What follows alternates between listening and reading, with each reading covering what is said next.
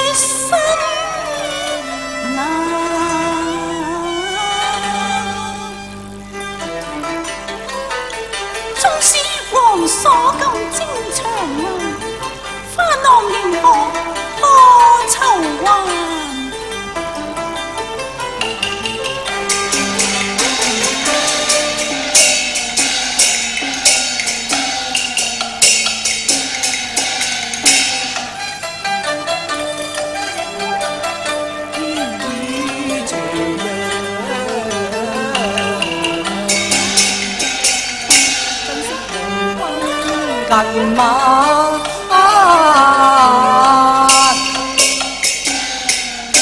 重認舊時花園，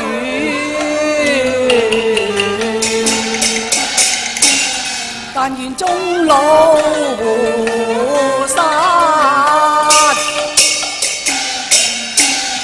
細緻聰明啊！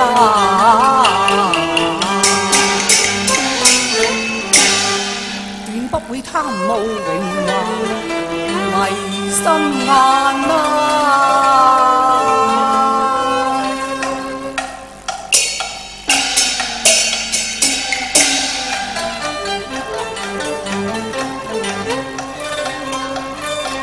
開絲絲誰留啊？踏過炎炎花間，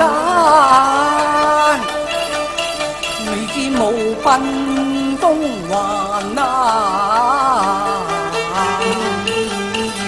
怕定歸鴉草漫啊！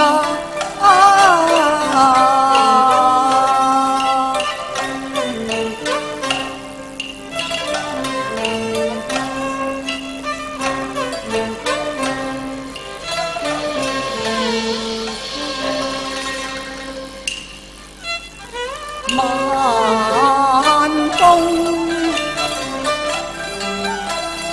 吹送煙波瀾，空想盼翠湖，疏雨陣陣早殘垣。一灣朗月上東山，密竹和眉眉苦靜，他見太湖變作殺人犯。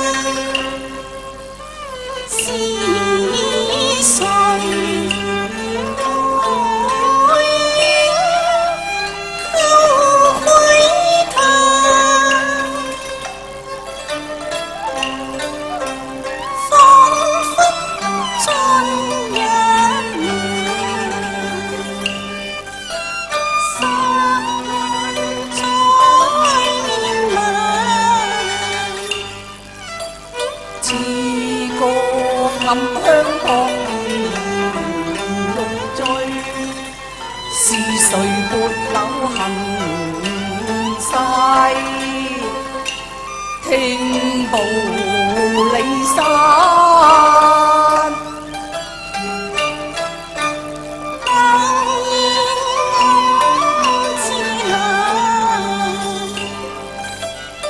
踏月細心再認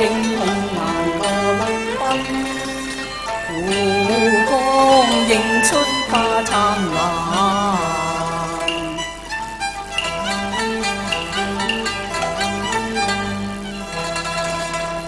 園裏重逢笑開眼，翻望依光砌。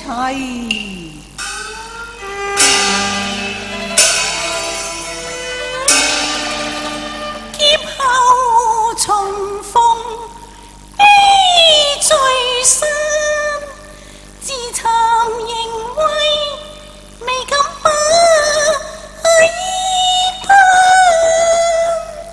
伏望捧心有病因郎家嘛，多年心願豈能還？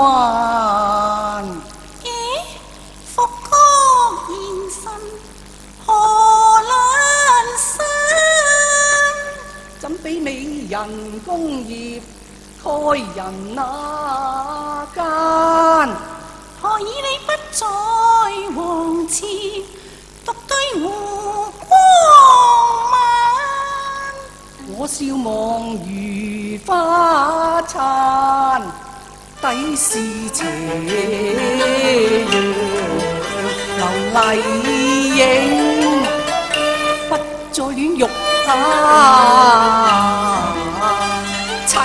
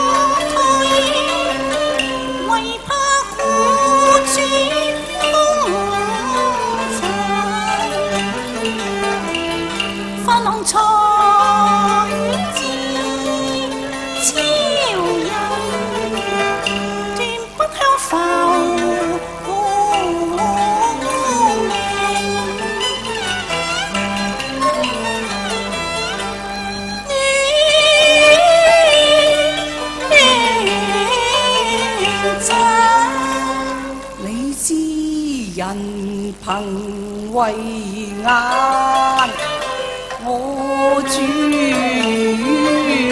王，華人善道。